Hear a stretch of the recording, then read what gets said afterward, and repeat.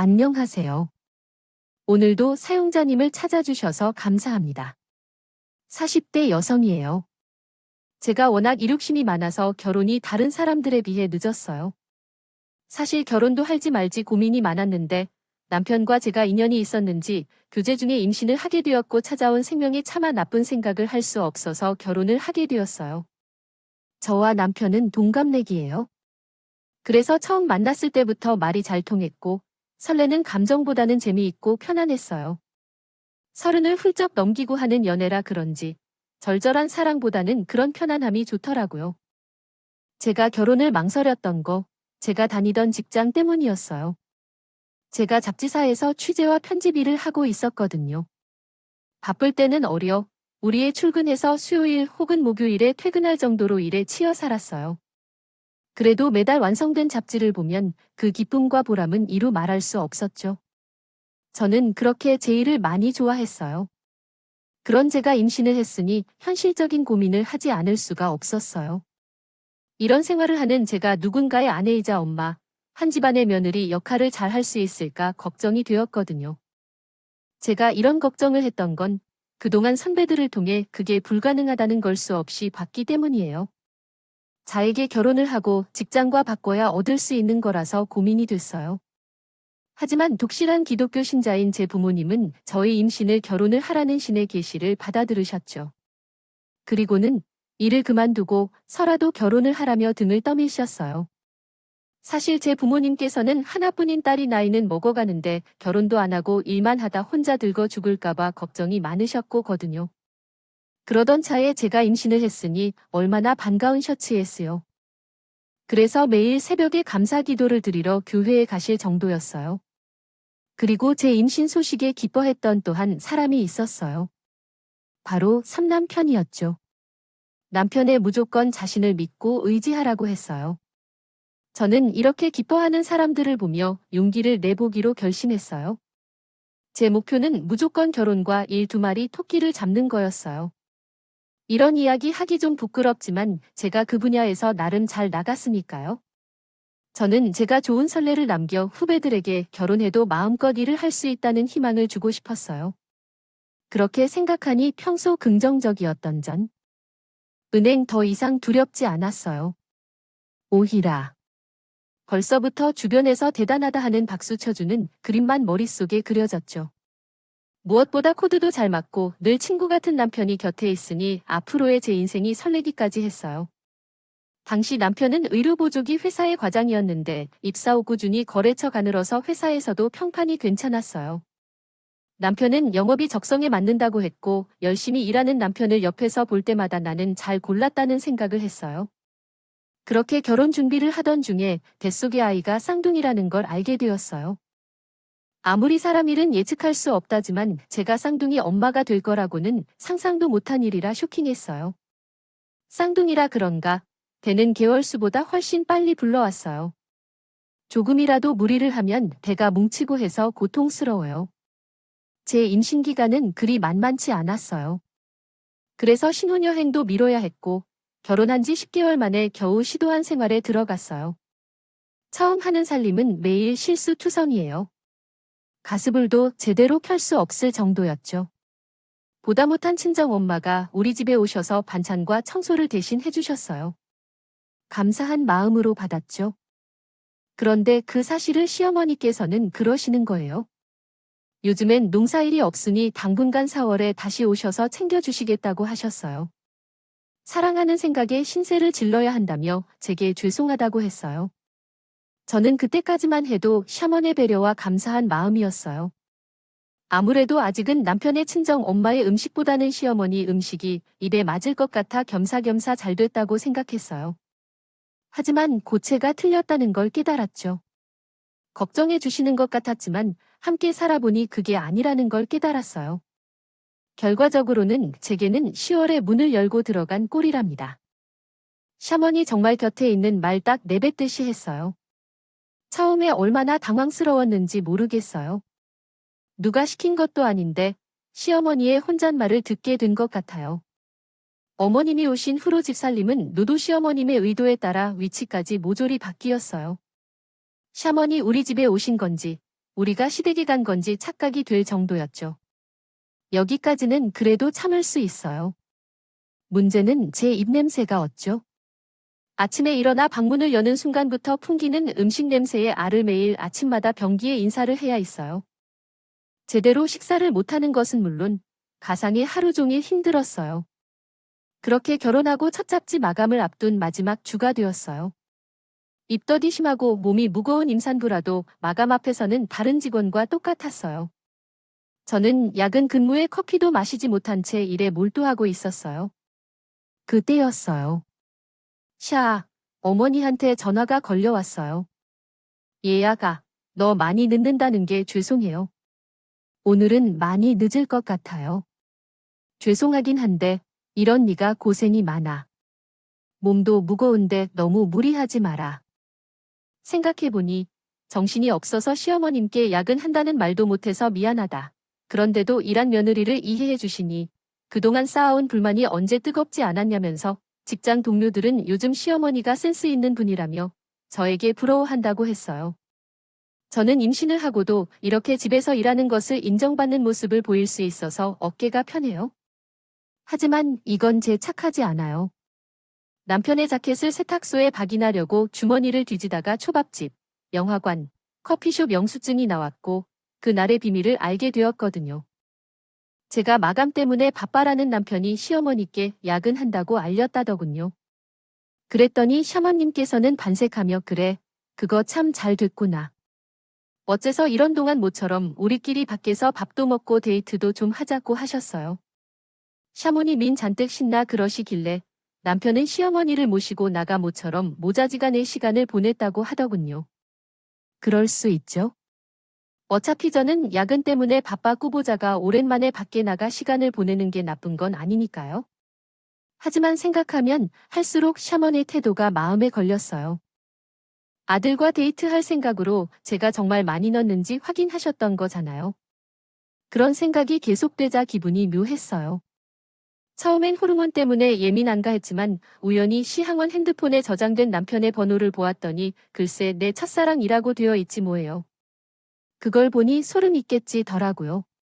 하지만 그런 걸로 시어머니를 이제 그만 댁으로 돌아가시라고 할 수는 없었어요. 그래서 어떻게 시어머니를 다시 댁으로 돌려보낼까 고민하고 있었죠. 그러던 어느 날 뜻밖의 일이 생겼어요. 시댁에 혼자 남아 계시던 시 아버지가 전화를 하신 거예요. 대체 언제까지 거기 있을 거야, 며느리? 핑계대고 거기서 퍼져 있을 생각 말고 당장 내려와.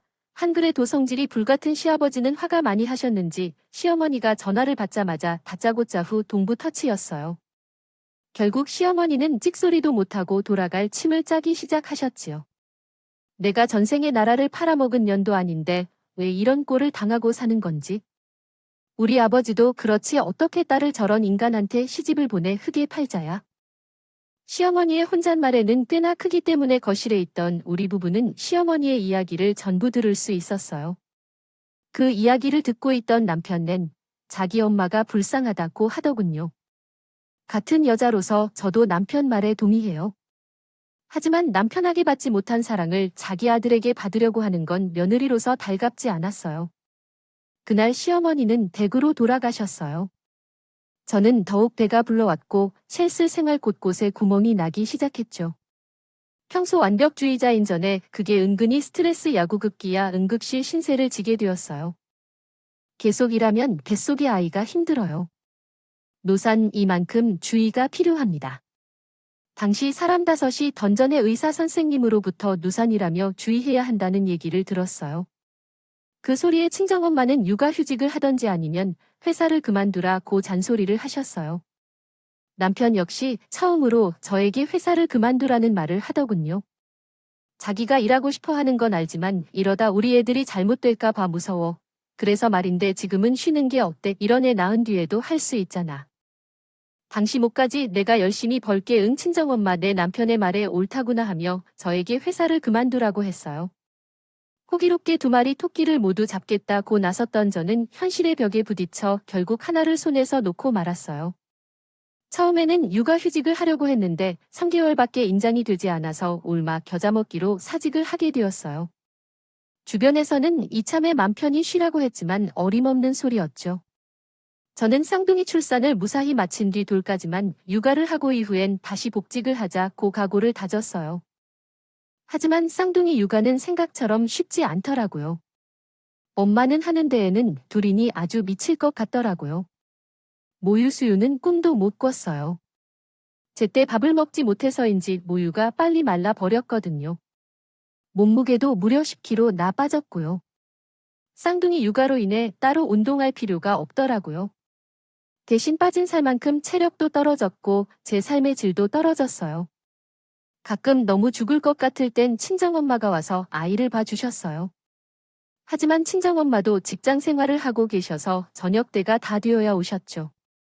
그즈음 남편 부장으로 승진해서 퇴근이 더 늦었어요. 결혼 전에 자기만 믿고 의지하라고 하던 남편의 코빼기도 보이지 않았어요. 덕분에 전에 말로만 듣던 독박육아 신세가 되어 버렸죠. 몸은 힘들고 바쁜데 마음은 외로운 게 그야말로 심신이 모두 괴로웠어요. 나중에 알았죠. 4년 놈 중인 거요. 하지만 남편은 제가 힘들다고 하소연을 할 때마다 시큰둥했어요. 사회생활을 하느라 자기가 더 힘들다며 집에서만큼은 쉬게 해달라고 하더군요. 자는 어이가 없었어요. 남편은 화가 나서 아무 말도 하지 않는 저에게 이렇게 말했어요. 빨래는 세탁기가 하고 밥은 갑동이 다 해주잖아. 자기는 애만 보면 되는 거 아니야? 애랑 같이 잘 수도 있고 얼마나 좋아. 투정 부리지 말고 나 좀 이해해주라. 이게 무슨 개벽타기 같은 소리래요. 저는 저희 하소연을 투장이라고 말하는 남편을 봐줄 수 없었어요.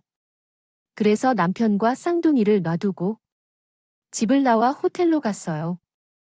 친정에 가면 걱정하실 게 뻔했고 저를 설득할 수 있게 분명했으니까요. 간만 의자 위에 잠시 들되기도 했지만 저는 금세 마음이 불편해졌었어요. 이왕 이렇게 된 거 그냥 즐기면 됐는데 왜 이 순간에도 집 걱정을 하고 있는지 생각할수록 화가 났어요. 이런 제 자신이 너무 싫더라고요. 3시간 정도 지나자 남편이 저에게 문자를 보냈더라고요. 지금 이게 무슨 짓이야? 애 엄마가 애만 두고 나가면 어떡해? 저는 문자 내용을 보고 기가 차서 말이 안 나왔어요. 자기, 내 아빠 아닌가요? 결혼 전에는 코드도 맞고 말도 잘 통하던 남자는 어디가? 이런 꼰대 같은 아저씨가 되다니 정말 이 남자랑 변화를 한 게 그렇게 후회가 되더라고요. 당신도 애 아빠니까 나 대신 잘 해봐. 당신 말대로 청소랑 밥은 기계가 하니까 당신은 애만 보면 되잖아.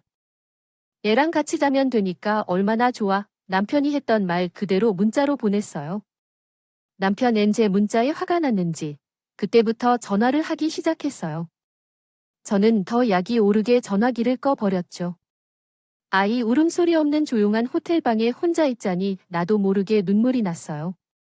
결혼을 현실이고 육아는 희생이라고 왜 아무도 말해주지 않았을까요? 모든 게 다 원망스러웠어요. 방해하는 사람도 없는데 잠도 이루지 못하고 결국 새벽에 체크아웃을 했어요. 그래도 엄마라고 남편은 밉지만 쌍둥이 걱정이 되었거든요. 그 후 저희 남편의 감정의 골이 더욱 깊어졌어요. 소통이 안 되는 이유였죠. 우리 부부는 화해를 시도해보긴 했지만 경쟁을 하듯 서로 자신이 더 힘들다고 만나니 좀처럼 대화가 진행되지 않았어요. 남편은 그 뒤로 온전히 자기 마음대로 살았어요. 는 건 당연했고 개인적인 술자리와 카드도 펑펑 쓰고 상태가 점점 나빠졌죠. 하루는 도저히 안 되겠다 싶어서 쌍둥이들을 재고 남편은 기다렸는데 잔뜩 취해서 들어온 남편이 차보라는데 옷 들을 것이라 벗어 던지더라고요. 지금 이게 뭐야 보면 몰라. 밖에서 힘들게 일하고 남편 옷이 자나 주워서 빨아 집에서 편하게 놀고 먹는 주제에 뭐 편하게 놀고 먹어. 그래, 그럼 지금부터 내가 일할 테니까 네가 집에서 애들이랑 놀고 먹어. 내가 너보다는 훨씬 더 벌 수 있으니까. 직장 생활이 장난이야. 거긴 전쟁터에 전쟁터. 누군 직장 생활을 안 해봤니? 가짜는 소리 말고. 네 옷은 네가 빨아. 지르며 남편이 벗어던진 옷들을 고스란히 남편한테 걷어찼어요. 남편은 화가 잔뜩 나서 씩씩. 어렵지만 저는 보란듯이 안방으로 들어가 문을 쾅 닫고 걸어버렸어요. 남편은 문고리를 잡고 소란을 떨었지만 저런 꼼짝하지 않았어요. 대신 울기 시작한 쌍둥이들을 달랬어요. 저는 그때 이혼을 생각했어요. 다시 일만 할 수 있다면 쌍둥이쯤은 저 혼자 키울 수 있다고 생각했거든요. 저희 부부는 더 사이가 나빠졌어요. 어차피 헤어지면 끝이라고 생각했죠. 그런데 문제는 엉뚱한 곳에서 터졌어요. 글쎄, 달력을 보니 시아버지 생신이 코앞인데요. 저는 갈등을 했어요. 부부 사이의 일로 시댁 어른들한테까지 영향을 끼치는 게 맞나 하고요. 아무리 사회가 나빠도 제 할 도리는 해야 할 것 같았거든요. 결국 저를 시댁에 찾아 뵙기로 했어요. 나중에도 책자 피고 싶지 않았거든요. 저는 쌍둥이를 데리고 기차를 타고 서울로 내려갔어요. 그런데 시댁에 도착해보니 남편이 저보다 먼저 와 있지 뭐예요. 니네 싸웠다며 여자가 남편이 이기 먹으라고 하면 뭐 들켜? 이렇게 말하더라고요. 그 순간 기가 막혀서 웃음이 나왔어요. 저한테 말도 안 하고 혼자 시댁에 내려온 남편이 웃겼고 애를 둘이나 안고 찾아온 며느리를 반겨주기는커녕 보자마자 자기 아들이 기죽일까 봐 걱정부터 하는 시어머니 꼴도 웃겼어요. 그래서 저는 그 길로 시댁을 나와 집으로 돌아왔어요. 처쳐 들어온 성정머리하고는 저는 제 뒤통수에 대고 소리치는 시어머니를 획 하고 돌아 쳐봤어요. 성질 같아서는 며느리 성질머리 따지기 전에 당신 아들 교육이나 제대로 와라고 소리치고 싶었지만 참았어요. 내 부모가 어디서 지내는 것 같아서요. 시댁에서 돌아온 뒤 저희 부부는 자연스럽게 별거에 들어갔어요. 합의한 건 아니었고 언제부턴가 남편이 집에 들어오지 않았다고 해요. 처음엔 어디서 지내는지 살짝 신경이 쓰이긴 했지만 제가 먼저 물어볼 수는 없었어요. 그렇게 한 달이 지난 어느 날 저는 현금이 떨어져 돈을 찾으려고 체크카드를 ATM 기계에 넣었는데 글쎄 통장에 잔고가 하나도 없다고 나오지 않겠어요? 설마 하며 조회를 해보니 남편이 지 통장에 있던 돈을 몽땅 다른 통장으로 이체했더라고요. 어찌나 화가 나던지 아직 돌도 안 된 애들도 있는데 어쩜 이럴 수 있어요. 저는 당장 이혼을 하자고 남편에게 전화를 걸었고 하는 수 없이 친정에서 생활비를 빌렸어요. 허락 말코 같은 너는 여태 말도 안 하고 참고 살았던 거야. 제 얘기에 친정 엄마는 우시더라고요. 그 모습을 보는데 속에서 천불이 났어요. 그 오르주이 저는 이를 악물 먹듯이 될 벌 궁리를 했어요. 복직을 할까? 사업을 시작할까? 별 생각을 다 했죠. 제가 아는 지인들에게 전화를 돌렸고 선배의 도움으로 스타트업 회사에 취직하게 되었어요. 감사하게도 제 사항에 맞춰 회사는 있는 주일에만 출근을 하도록 해주었어요. 그간의 경력을 살려 집에서 블로그와 SNS를 통해 제품 공부를 하게 되었어요. 제가 잡지사에서 제품에 따른 마케팅 경험도 있어서 일은 그리 어렵지 않았어요. 반응도 처음 추구는 좋았고 저는 차츰이라는 감도 찾아서 집에서 육아를 하면서도 제 몫을 톡톡히 해냈어요. 필요하다고 느껴지는 피곤하고 힘든 날의 반복이었지만 성취감 덕에 그런 건 아무 상관 없었어요. 정신없이 지내다 보니 남편이 집에 오지 않은 지 2~3개월이 넘어갔어요. 저는 이쯤 되면 정식으로 이혼을 하고 깨끗하게 헤어져야겠다고 생각했어요. 그런데 그때 마침 남편이 돌아왔어요. 완전 거짓골이 돼서는 술이 떡이 되어 왔더라고요. 저는 왜 기어들어 왔냐고 소리쳤어요. 하지만 남편은 날이 선 채 말해도 아무런 대꾸도 하지 않았죠. 오히려 시무룩한 표정이었어요. 하지만 측은하다거나 불쌍하다는 마음은 없었어요. 저는 이때다 싶어 인터넷으로 다운받아 놓은 이혼 서류를 남편에게 내밀어 줬어요. 싸우는 것도 싫고 그만 헤어지자. 생활비도 이미 다 당신이 빼돌렸었고 2호 전세보증금은 쌍둥이 양육비로 내가 챙겨. 난 헤어지기 싫어. 뭐, 내가 지금 잘 못 들었니? 지금까지 생각이다 한 번 주지 않고 3개? 활동은 집에 오지도 않았으면서 이혼은 싫다고. 그게 지금 말이 된다고 생각해. 내가 내 식구랑 같이 살겠다는데 무슨 이유가 필요해? 엄연히 나, 당신 남편이고 애들 아빠야. 그나저나 당신 이게 다 뭐야? 혹시 당신 일 다시 시작했어? 순간 어이가 없었어요.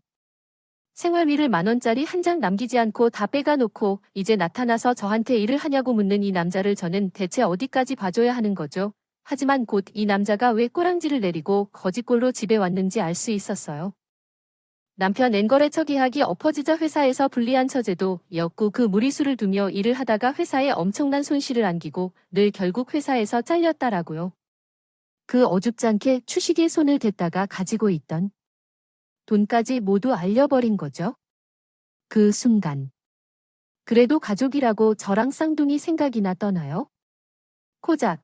그 정도 능력까지 고제 앞에서 돈 좀 번다고 생색을 냈다. 니 웃기더군요. 그럼에도 남편은 깬 내 이유는 절대 안 된다고 버텼어요. 그래서 고민 끝에 저는 제가 그동안 느꼈던 수모를 되갚아주기로 했죠. 저는 회사에 앞으로는 주 5일 출근을 하겠다고 말했어요. 그리고 남편에게 살림과 육아를 맡겠죠. 저는 한 달에 생활비로 딱 100만 원만 주고 평소처럼 일에 미쳐 야근과 주말 출근을 밥 먹듯이 했어요. 살림과 육아에 지친 남편. 얜 제가 집에서 쉴 때 종종 힘들다고 하소연을 해댔죠. 당신 이 집에서 쉴 때는 집안일 좀, 애 나 혼자 쌍둥이 부는 게 쉬운 줄 알아? 왜 이래 나도 다 한 거야? 집에서 쉴 때만큼은 편하게 쉬게. 나도 당신도 알잖아. 회사는 전쟁터이야. 제 말에 남편의 감정에 상했는지 주방에서 혼자 깡소주를 마시더군요. 북한 숨을 쉬면서 말이에요. 그 모습에 그동안 당해왔던 물을 대 갚아준 것 같아 속이 시원했어요. 그런데 얼마 뒤 우리 집에 시어머니가 서울 올라오셨어요. 남편이 육아가 너무 힘들어서 시댁에 SOS를 쳤던 하고요. 시어머니는 서울에 도착하자마자 집으로 안 가시고 제가 다니는 회사로 찾아오셨더라고요. 그리곤 저를 보자마자 노발대발 하셨지요. 아니, 그깟 돈 좀 본다고 유세냐? 다른 여자들을 회사에서 일도 하면서 집에서 살림하고 애 두다 키운다. 그런데 어디 남편한테 살림을 시켜 다른 집 남편은 밖에서 돈도 벌어요. 그런데 그 여는 집에서 놀잖아요. 놀아, 너 살림이 얼마나 힘든지 몰라. 거기다 니네는 쌍둥이도 키워야 하잖아. 저는 그동안 얼마나 힘들었기겠어요. 그리고요, 그 얘기는 제가 시킨 거 아니에요. 저는 분명히 이혼하자고 했거든요. 그런데 어머님, 아들이 이혼은 안 된다고 그렇게라도 같이 살겠다고 한 거예요. 그러니 저 원망하지 마세요. 다 어머님 아들이 무능한 탓이니까요. 참, 미팅이 있어서 그만 들어갈게요. 그리고 다음부터는 회사한테 함부로 찾아오지 마세요. 저까지 해서 잘리면 안 되잖아요. 저는 당황해서 입도 제대로 다물지 못하는 시어머니를 남겨두고 먼저 일어났어요. 결국 시어머니는 저희 집으로 가지 않고 시댁으로 돌아가셨어요. 지 엄마 손이라도 빌리라고 했던 남편은 아오. 그렇게 하라는 엄마의 잔소리를 듣고는 분해서 깡수주를 받았어요. 자는 남편에게 생활비 말고 용돈으로 50만 원을 더 주기로 했어요. 쌍둥이들도 어린이집에 보내게 되었고 제 취업을 위해 자격증이라도 따라고 남편에게 말했죠. 당신 이제 걱정이라도 돼서 제 취업해 언제까지 이러고 살 순 없잖아. 학원비는 내가 될 테니까 고마워. 내가 전에 자기 집에서 놀다고 막말했던 거 정말 잘못했어 사? 안 해. 우리 부부는 1결혼 전 그랬던 것처럼 친구처럼 지내게 되었어요. 집안 분위기가 좋아져서 그런지 쌍둥이들도 전보다 밥도 잘 먹고요. 쌍둥이가 더 밝아졌어요. 저도 남편이 두 살림과 육아의 손에 이거 서로 자연스럽게 돕게 되었어요. 얼마 전 남편 덕분에 제 취업에 성공했어요. 육아를 하면서 취득한 자격증 덕분이었죠. 남편은 영업이 아닌 설계 분야 일을 하며 열심히 새 직장에 적응해가고 있어요. 고생 끝에 만나게 된 게라 더 그런가 봐요. 서로 더 잘 지키면서 가야지요. 제 사연을 들어주셔서 감사합니다. 들어주신 모든 분들 행복하세요. 여러분, 응원과 현명한 조언 부탁드립니다. 좋아요와 구독은 저에게 큰 힘이 됩니다. 오늘도 좋은 일 가득하세요.